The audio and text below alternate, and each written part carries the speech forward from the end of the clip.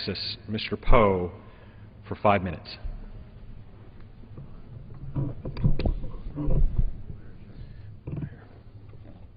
Put it a little closer if you would.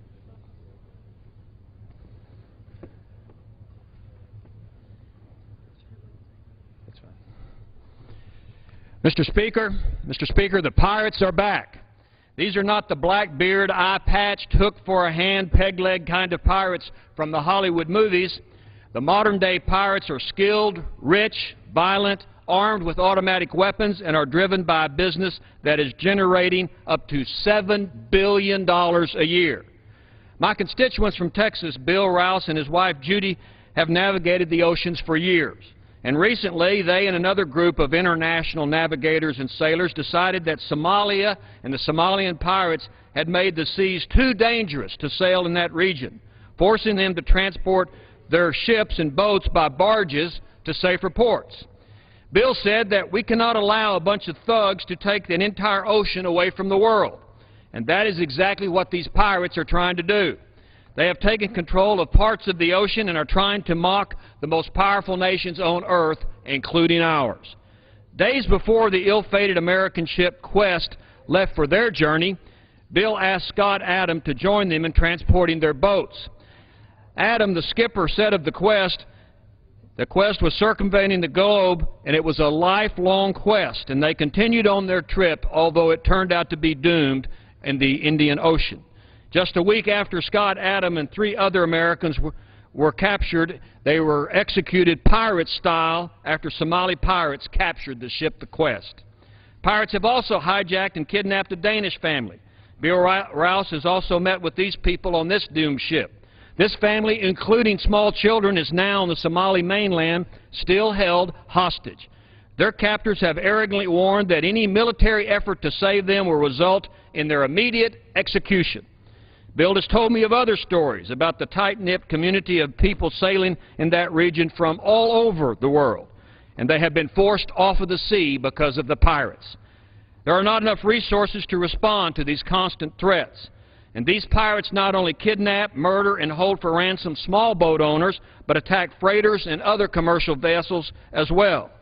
In just 2010, Somali pirates hijacked 53 ships and held a total of 1,100 hostages for ransom. And pirate attacks have increased dramatically in recent months. Here is a drawing of the recent attacks of the pirates in the Indian Ocean. The red represents all of the pirate attacks between March of 2009 up until October of 2010. But the blue, which you see just as much of, represents the attacks by pirates in the Indian Ocean in just the last 4 months. Piracy is a growing business because nations pay the ransom. Every dollar paid in ransom is helping this pirates of the seas finance their cause, expand their reach, and their thirst is even getting greater for more bounty and loot. Despite an increased international naval presence, the Somalian pirates are getting bolder and they are getting more violent. America has been dealing with the threat of pirates since the days of our founding fathers over 200 years ago. During the youngest years of America, the Barbary States would blackmail American ships in the United States by demanding money in return for the safety of U.S. ships that crossed the Mediterranean Sea. For years, the United States and European governments paid the humiliating tribute to protect the ships. But then in 1801, the Barbary pirates felt the wrath of the United States when Thomas Jefferson sent the United States Navy and the United States Marine Corps to take care of business with the Barbary pirates.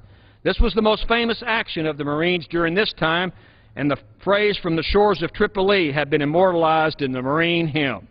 Jefferson sent a clear message to the Barbary states and their pirates: don't mess with the United States. And they didn't for 200 years.